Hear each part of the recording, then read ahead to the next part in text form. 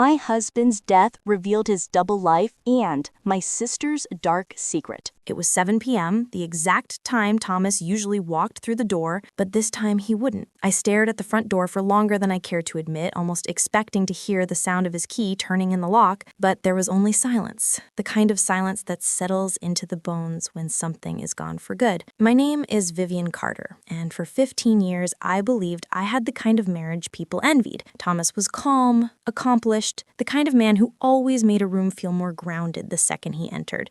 He never raised his voice. He was never late. He brought me flowers on Sundays, wore crisp button-downs, and never let me worry about the mortgage. We didn't have children. Life just flowed as if we were two puzzle pieces that simply clicked. But what I didn't know, what I was about to find out, was that puzzle had missing pieces, and one of them was hidden in a place I had never been allowed to go. Thomas died on a Thursday. They said it was a heart attack. I remember the doctor's face as he said it. Kind, rehearsed, detached. Massive myocardial infarction, he said. He went quickly. I nodded, like I understood, like it made any difference, but it didn't. Not when you've just lost the only person you thought truly knew you. The funeral was a blur of black clothing, polite condolences, and unfamiliar faces telling me how wonderful my husband had been. I clung to Claire, my best friend since college, who kept handing me water I didn't drink and food I couldn't swallow. It wasn't until my sister Rachel arrived, her perfume too sweet, her hug too long, that something shifted in me. "I'm so sorry, sis," she whispered, her voice just a bit too smooth. Thomas was like a brother to me. I wanted to believe her, I really did, but something in the way she looked at me, it wasn't grief. Later that evening, as she poured herself a drink in my kitchen, she said, "Hey, I know it's not the time, but Thomas loaned me money. I was hoping to get that settled now that you're taken care of." I stared at her. "What money?" I asked. She blinked, then smiled like I was being silly. "Oh, I guess he never told you." Something inside me twisted. That night, I couldn't sleep. I kept walking through our house, touching the furniture like it could tell me something. The bookshelves, the polished floors, the framed wedding photo that suddenly felt like it belonged to strangers. That's when I saw them. Thomas's keys still sitting on the hallway table. I picked them up, and there it was. The key I was never allowed to use.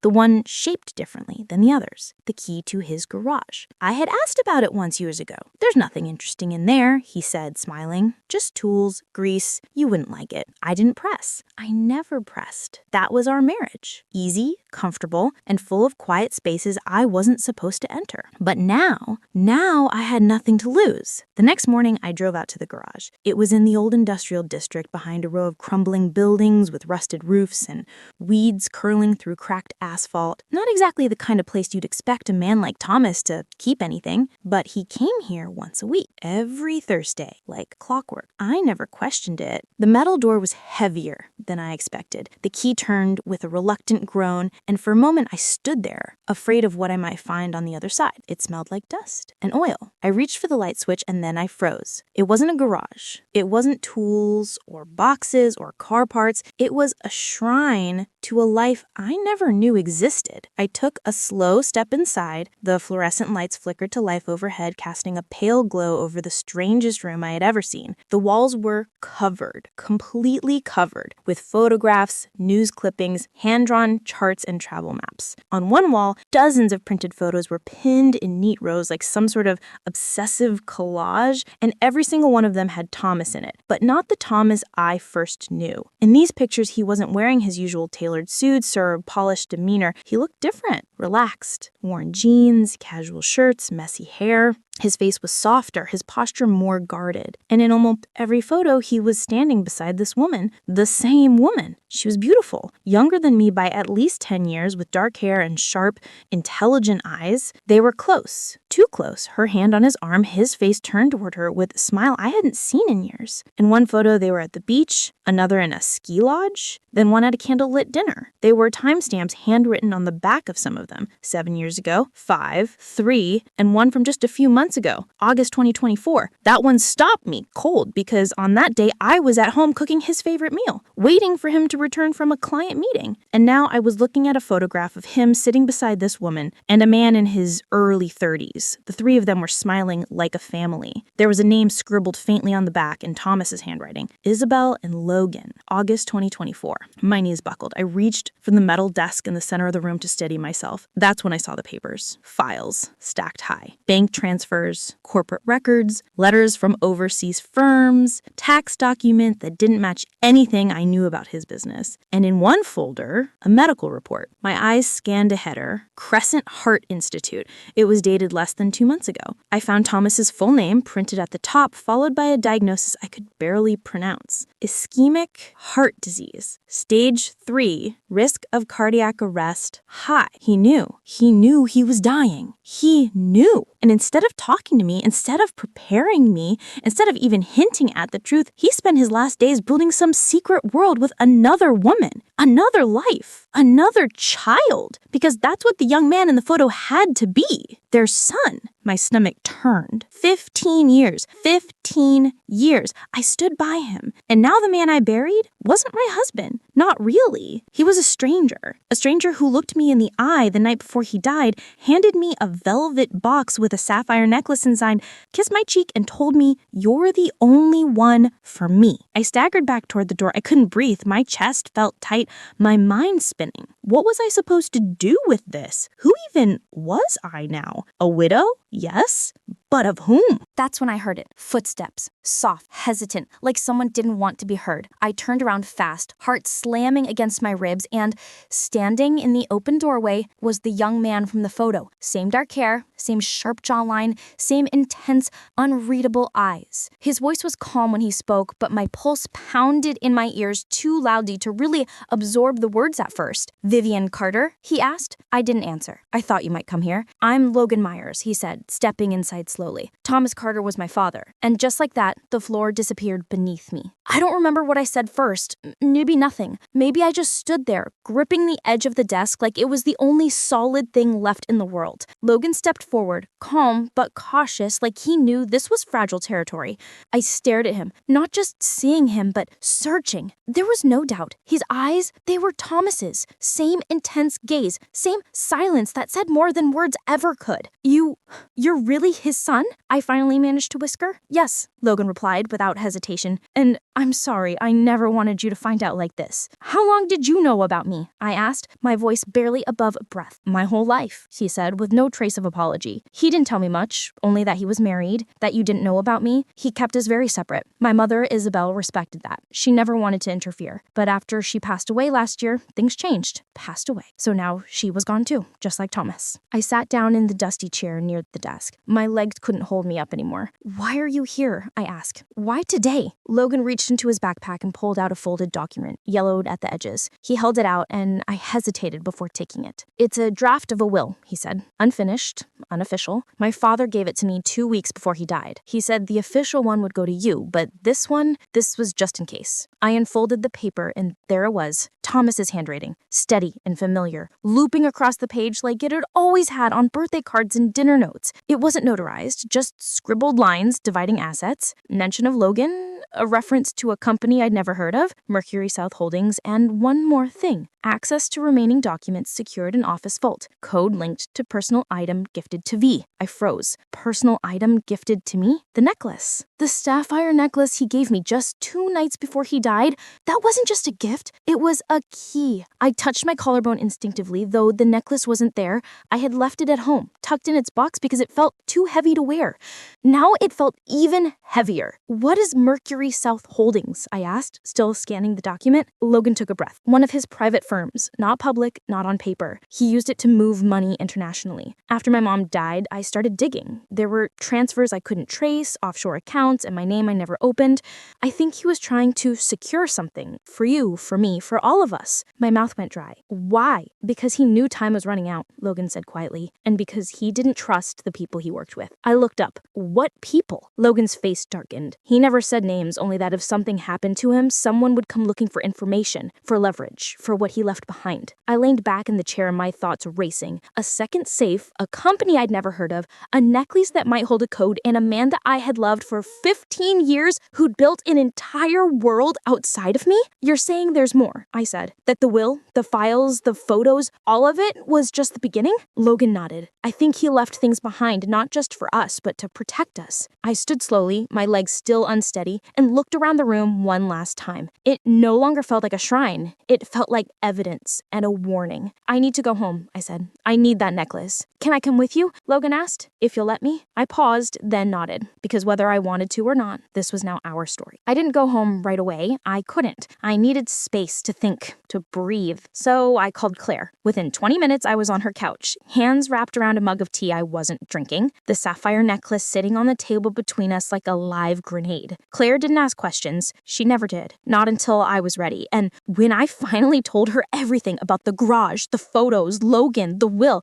she didn't say I told you so. She just whispered, I'm so sorry, and reached for my hand. But I wasn't ready to cry. I wasn't ready to collapse. I needed answers. I needed someone to blame. So I drove to Rachel's condo. It was a newer building on the north end of town, one of those luxury developments with coated gates and concierge service. Strange for someone who had always complained about money. As the elevator climbed, I could feel my anger rising with it. She opened the door barefoot, wearing silk pajamas and a glass of wine in one hand. Her makeup was perfect. Her hair styled like she was expecting company. Well, if it isn't my grieving sister, she said with a smug smile, come to inspect the widow's inheritance. Cut the crap, Rachel, I snapped. We need to talk. I pushed past her into the living room where a framed photograph caught my eye.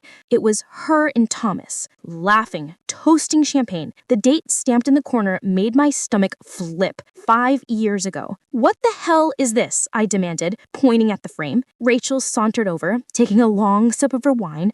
Oh, that. A company holiday party. You were too tired to come, remember? Thomas insisted I join him, she said. Like it was nothing. Like sharing champagne with my husband while I stayed home folding laundry was completely normal. We always got along so well, she added casually. I turned to face her fully. How well, exactly? Her smirk faltered. I know about Isabel, I said. I know about Logan, about the garage, the fake company, the will. I know everything. So if there's more, tell me now. Rachel's eyes narrowed. She walked over to her liquor cart, refilled her glass, and said softly, Fine, you want the truth? She set the glass down and placed a hand on her stomach. I'm pregnant, she said, and it's Thomas's. I didn't move. I didn't speak. My brain just shut down. 10 weeks, she continued. I found out a week before he died. He knew. He said he'd take care of everything. He even told me he would leave Isabel soon. I froze. You were still seeing him after Isabel died? Rachel gave a small shrug. She was never supposed to be permanent. I was always the one who stayed. I felt like I was floating outside my body. The walls, the furniture, the sound of the refrigerator humming, all of it faded into background noise. You slept with my husband, I whispered. Rachel shrugged. Don't act so surprised. You had your perfect little life, your perfect house, your perfect dinners at 7 o'clock. Meanwhile, I was struggling to pay rent, working dead-end jobs, listening to Mom compare us like I was some failed version of you. Then Thomas started showing up, offering help, listening. She looked up at me, eyes suddenly sharp. You were his routine. I was his escape. The slap came before I realized I'd raised my hand. Rachel's head snapped to the side, her wine glass shattered on the floor. She didn't cry. She didn't yell. She just smiled. Now there's the real Vivian, she said, not the prim, perfect wife, the woman who just found out she's been living a lie. I turned away, breathing hard, hands trembling. Why didn't you tell me? I asked, quieter now. Because you never would have believed me, she said. You always thought I was jealous. And maybe I was. But this wasn't about you. This was about me finally getting something for myself. I shook my head. You didn't just take something. You stole everything. She walked closer, her expression suddenly unreadable. Say what you want, but that baby growing inside me, he or she is your family, whether you like it or not. My throat tightened. I wanted to scream, to break things, to rewind time. But instead I said, I'll honor what Thomas left in his will. Not for you, for the baby, because they didn't ask for this mess. Rachel blinked, her voice softened for the first time. You mean that? I don't know what I mean, I whispered, but I know this. I need to leave. I walked toward the door, ignoring the glass crunching under my shoes. My fingers trembled as I grabbed the handle. I didn't answer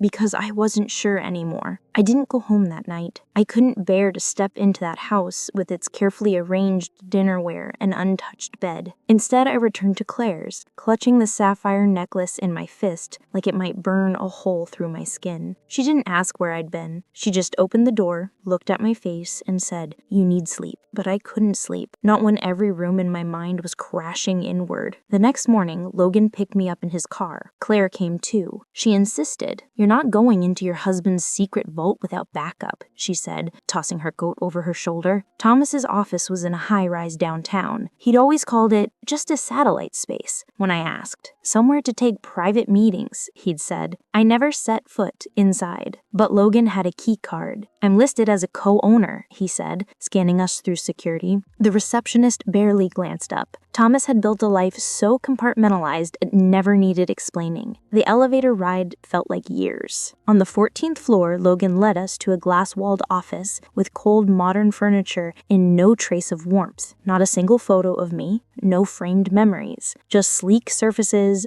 gray walls, and a subtle scent of cologne I hadn't smelled before. "There," Logan pointed to a large abstract painting mounted behind the desk. "The safe's behind that." I reached into my bag and pulled out the necklace. My fingers found the small clasp. I twisted it counterclockwise. Click! A hidden compartment popped open on the back of the sapphire pendant. Inside, a thin metal plate no larger than a SIM card. Numbers were engraved along the edge. Logan took it carefully and slid it into the keypad on the safe. A low beep, then a click. The door opened. Inside were stacks of documents, a sleek black flash drive, a small wooden box, and a single silver key attached to a tag that read Bank Safe Deposit Federal Trust. Logan pulled out the documents. Contracts, transfers, financial statements. Some of these names, they're international banks. He wasn't just hiding money, he was moving it offshore fast. I picked up the flash drive but didn't plug it in. Not yet. Then I opened the small wooden box. It was a ring, a simple gold band with a small diamond. My breath caught in my throat. It wasn't mine. Inside the band, an inscription. N, always. Not V, not me. N for Isabel. "Jesus," Claire whispered beside me. Logan looked away, jaw tight. "He bought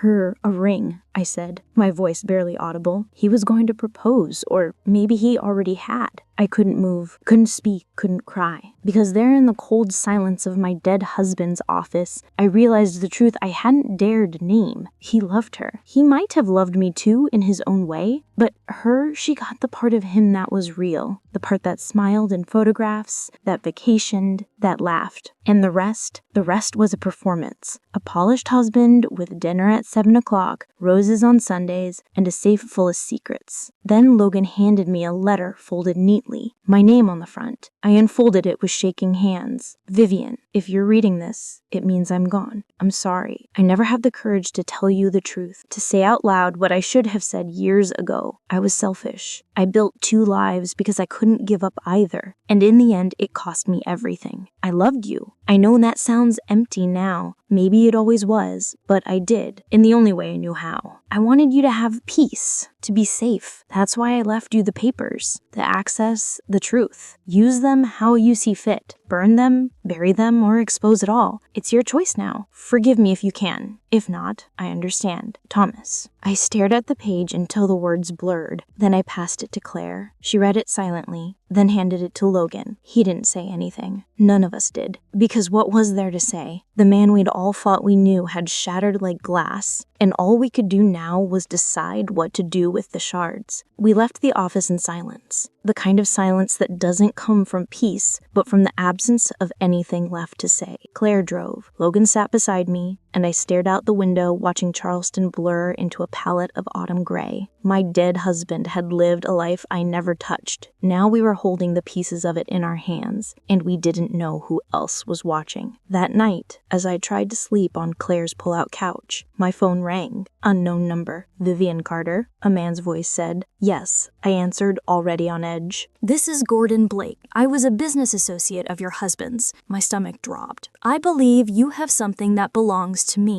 "I don't know what you're talking about." "Yes, you do," he said, calm as still water. "The documents from the safe. Some of them concern international transfers, accounts I helped set up. I suggest we meet." "I'm not meeting anyone." "You will," he said, "because the other people Thomas worked with, they're not as polite as I am. They don't ask." He hung up. I stared at the ceiling for a long time, heart racing. In the morning, I told Logan. His jaw clenched as he paced the room. "He contacted me too," he said. "But there's more. Last night, someone else called." He handed me a slip of paper. Victor Crane. "He claims he's the original source of the funds Thomas moved. He said if we don't return everything by the end of the week, there will be consequences." I didn't ask what that meant. I didn't need to. Logan pulled out the silver key from the safe. "We still have the deposit box," he said. "Whatever's inside might help explain who really owns what." "But do we really want to open another box?" I asked, trying to keep my voice from cracking. "What if all it does is make things worse?" Claire sat beside me. "Then at least you'll know." "Not knowing, it's what's killing you." She was right. So we made a plan. First, the bank. Then, if things still didn't make sense, we'd find someone who could tell us the truth. Thomas had to have had a fallback, a contact, someone who knew what the hell he was involved in. That's when Logan said, "There's a name my mother mentioned once. Edward Holloway, Dad's old college friend. She said he was the only one who ever told Thomas the truth, even when he didn't want to hear it. Do you know where he is?" "I think so," Logan said. "Mom had his address in Savannah. She kept it in a box of emergency contacts." So we drove. A 2-hour trip in silence, rain trailing down the windshield like streaks of memory. Savannah greeted us with oak trees and damp air, and the kind of stillness that only old towns seem to carry. Edward lived in a tall brick house covered in ivy, like something pulled from a forgotten novel. He opened the door slowly. "You're Vivian," he said, without hesitation, "and you must be Logan." "You knew we'd come?" I asked. He nodding. "Thomas said, if it all comes apart, they'll find you."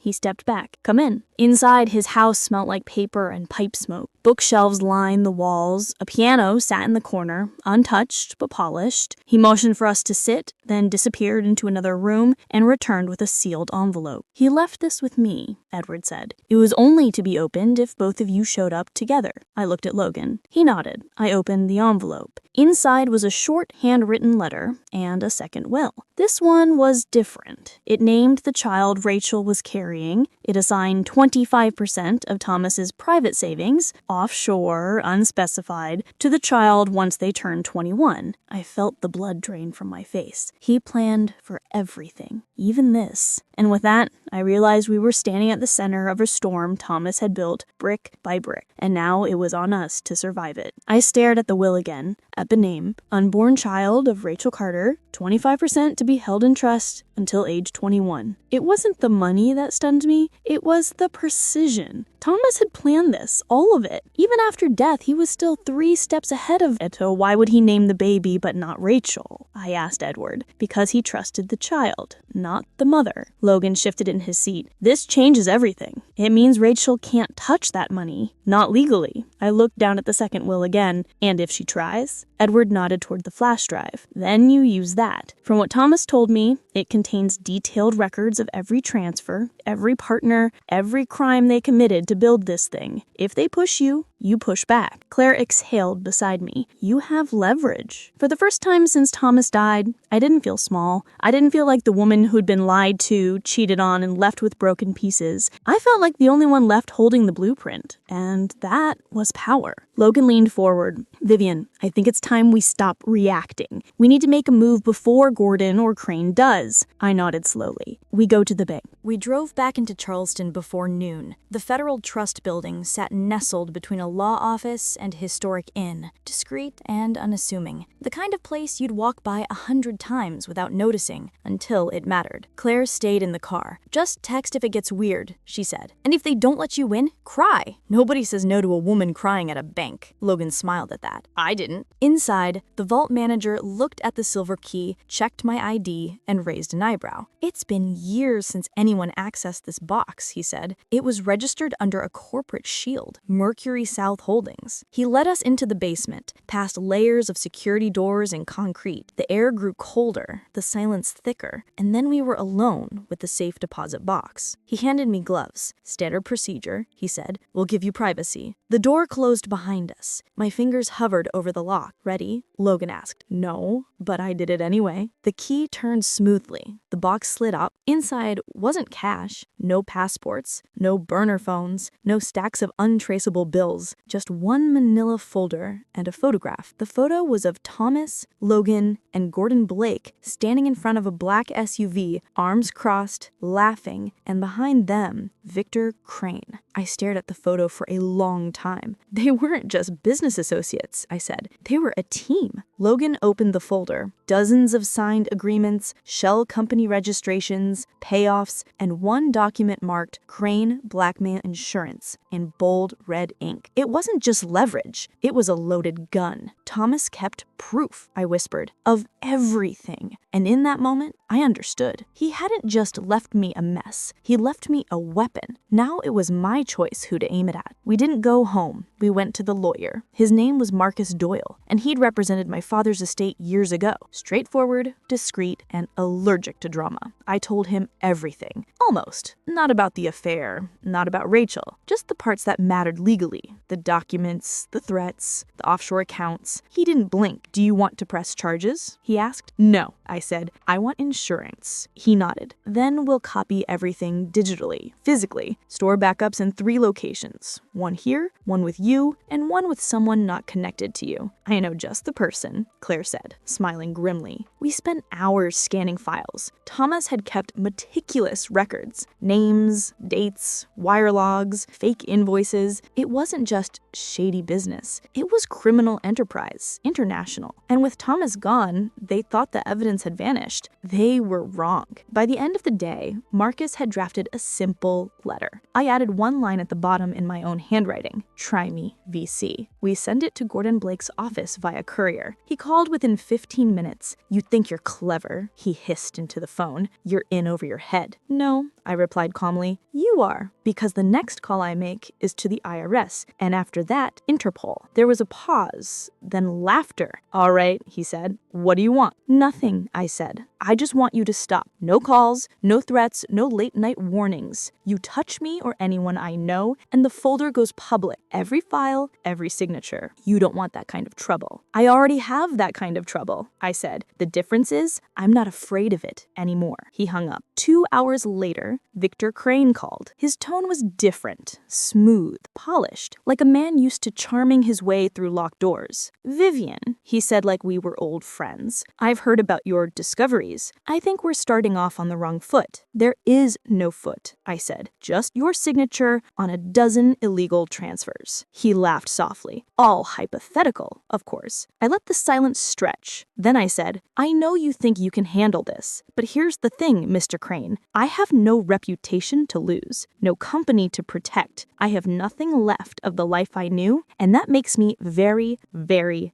dangerous." That shut him up. I ended the call. Logan and I sat on Claire's porch that night, the flash drive in his pocket, a copy of the folder buried in the planter box behind us. Paranoid, maybe, but when you've been lied to by the person you trusted most, paranoia starts to feel like survival. "I didn't know he was capable of all this," Logan said quietly. "My mom, she always said he was complicated, but I thought she meant sad, not corrupt. He was both, and maybe more." I stared up at the stars, cold and steady above us. "We're not done yet," I said. "There's one more thing we haven't opened." Logan frowned. "What?" "The flash drive." The flash drive was small, black, unmarked, like it had nothing to say unless you asked the right way. We didn't open it that night or the next morning. It took me 2 days. 2 days of preparing myself for whatever truth was still waiting. 2 days of rehearsing my reactions, as if practicing would make betrayal feel any less sharp. Logan sat beside me on the couch. Claire brought tea again. No one said a word as I plugged it in. A single folder appeared, for Vivian. Inside, one video file, dated just 10 days before Thomas's death. My fingers hovered, then clicked. The screen went black, then flickered to life. Thomas. Not the one I'd seen in wedding photos or seated across from me at dinner. This Thomas looked hollow, eyes tired, shirt wrinkled like he hadn't slept in weeks. He leaned forward. "Vivian," he said, "if you're watching this, it means I didn't make it, or maybe I ran out of time." He sighed and rubbed his face. "There's no easy way to say this, so I'll just say it. You were never the one I needed to hide things from. You were the one I wanted to protect, but I waited too long. And now everything's closing in." He paused. "There's someone you need to be careful with, someone you trust more than you should." My heart slowed. He looked straight into the camera. "It's Rachel." The room went still. She wasn't just someone I slipped up with. It wasn't that simple. She planned this from the beginning. The pregnancy wasn't an accident. The night I told her I couldn't keep doing this, she changed. Said if I left her, she'd go public with the money, with the shell accounts, with everything I buried to keep you safe. He leaned closer. "I think she killed Isabel." My mouth dried. "I can't prove it," Thomas said, but the timing was too perfect. Isabel had just packed her bags, told me she booked a one-way flight to Lisbon, then the car crash. Single vehicle, no witnesses. The brakes failed, they said, but she had the car serviced the day before. He looked into the camera, his voice trembling. "Rachel knew she was pregnant, and Isabel didn't. That's what changed everything. An accident," they said. "No foul play." But Rachel knew she was pregnant, and Isabel didn't. Claire covered her mouth. Logan's fists clenched. "I tried to make it right," Thomas said. "I moved the money, created backups, made sure that if something happened to me, you would have the power. I'm sorry it took this much damage for me to finally do the right thing." He looked away, then back again. "I was weak, but you're not. And if you want to walk away from all of this, do it. Take what's yours and leave them in the dust. But if you don't, if you decide to fight back, don't do it alone." The screen froze, then cut to black. I sat there unmoving for what felt like hours. He knew. He knew what Rachel was capable of. He knew what was coming. And still, he'd tried to control the narrative, even in death, maybe out of guilt, maybe out of fear. But now he'd handed me the truth, and it was time to decide what to do with it. Rachel didn't know I'd seen the video. Not when I invited her to brunch. Not when I hugged her at the door, said how much I missed her, how we should talk like real sisters again. She smiled like a woman who thought she'd won. She wore a pale blue dress that hugged her belly just right. "He kicks when I drink orange juice," she said with a laugh, rubbing her hand over the bump. I smiled too, but my eyes didn't. We sat on the porch of Claire's house. Logan stayed inside. Claire poured sweet tea and left us alone. "I'm glad you reached out," Rachel said, folding her hands neatly on her lap. "I was worried you were angry." "Why would I be angry?" I asked softly. "Because my husband was sleeping with my sister, or because he left you part of the inheritance?" Rachel blinked. That was the first crack. She shifted in her seat. "Vivian,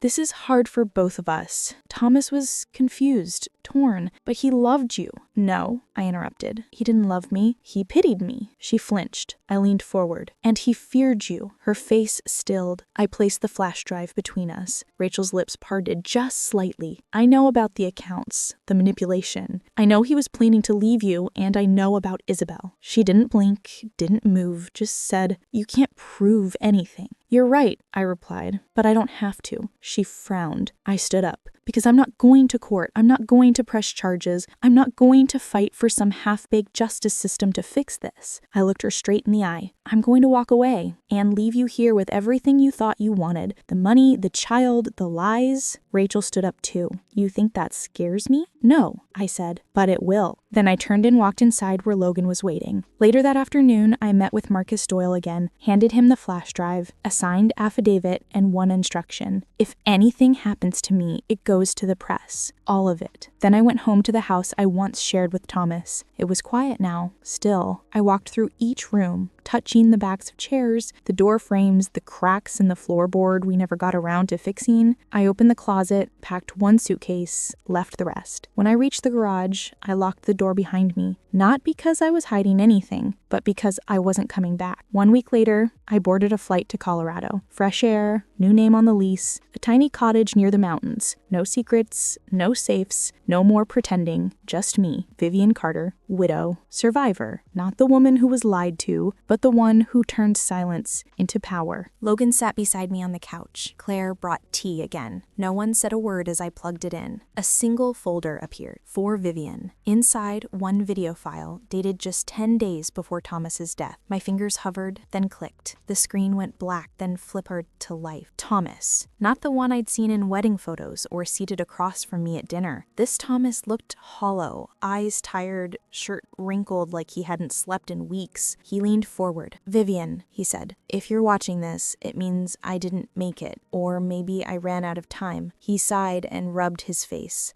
"There's no easy way to say this, so I'll just say it. You were never the one I needed to hide things from. You were the one I wanted to protect, but I waited too long. And now everything's closing in." He paused. "There's someone you need to be careful with, someone you trust more than you should." My heart slowed. He looked straight into the camera. "It's Rachel." The room went still. She wasn't just someone I slipped up with. It wasn't that simple. She planned this from the beginning. The pregnancy wasn't an accident. The night I told her I couldn't keep doing this, she changed. Said if I left her, she'd go public with the money, with the shell accounts, with everything I buried to keep you safe. He leaned closer. "I think she killed Isabel." My mouth dried. "I can't prove it," Thomas said, "but the timing was too perfect. Isabel had just packed her bags, told me she booked a one-way flight to Lisbon, then the car crash. Single vehicle, no witnesses. The brakes failed, they said, but she had the car serviced the day before." He looked into the camera, his voice trembling. "Rachel knew she was pregnant, and Isabel didn't. That's what changed everything. An accident, they said. No foul play. But Rachel knew she was pregnant, and Isabel didn't." Claire covered her mouth. Logan's fists clenched. "I tried to make it right," Thomas said. "I moved the money, created backups, made sure that if something happened to me, you would have the power. I'm sorry it took this much damage for me to finally do the right thing." He looked away, then back again. "I was weak, but you're not. And if you want to walk away from all of this,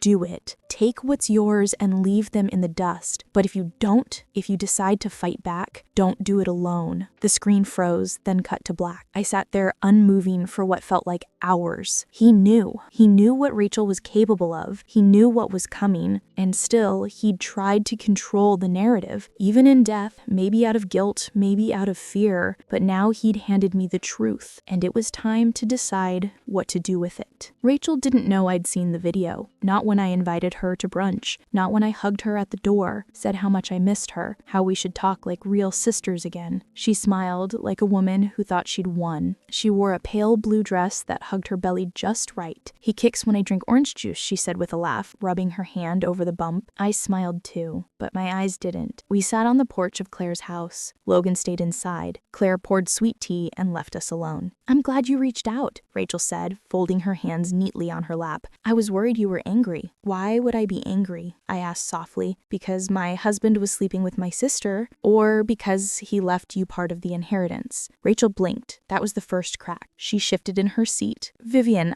this is hard for both of us. Thomas was confused, torn, but he loved you." "No," I interrupted. "He didn't love me. He pitied me." She flinched. I leaned forward. "And he feared you." Her face stilled. I placed the flash drive between us. Rachel's lips parted just slightly. "I know about the accounts, the manipulation. I know he was planning to leave you, and I know about Isabel." She didn't blink, didn't move, just said, "You can't prove anything." "You're right," I replied, "but I don't have to." She frowned. I stood up. "Because I'm not going to court. I'm not going to press charges. I'm not going to fight for some half-baked justice system to fix this." I looked her straight in the eye. "I'm going to walk away and leave you here with everything you thought you wanted. The money, the child, the lies." Rachel stood up too. "You think that scares me?" "No," I said, "but it will." Then I turned and walked inside where Logan was waiting. Later that afternoon, I met with Marcus Doyle again, handed him the flash drive, a signed affidavit, and one instruction. If anything happens to me, it goes to the press. All of it. Then I went home to the house I once shared with Thomas. It was quiet now, still. I walked through each room. touching the backs of chairs, the door frames, the cracks in the floorboard we never got around to fixing. I opened the closet, packed one suitcase, left the rest. When I reached the garage, I locked the door behind me, not because I was hiding anything, but because I wasn't coming back. 1 week later, I boarded a flight to Colorado. Fresh air, new name on the lease, a tiny cottage near the mountains. No secrets, no safes, no more pretending. Just me, Vivian Carter, widow, survivor. Not the woman who was lied to, but the one who turned silence into power.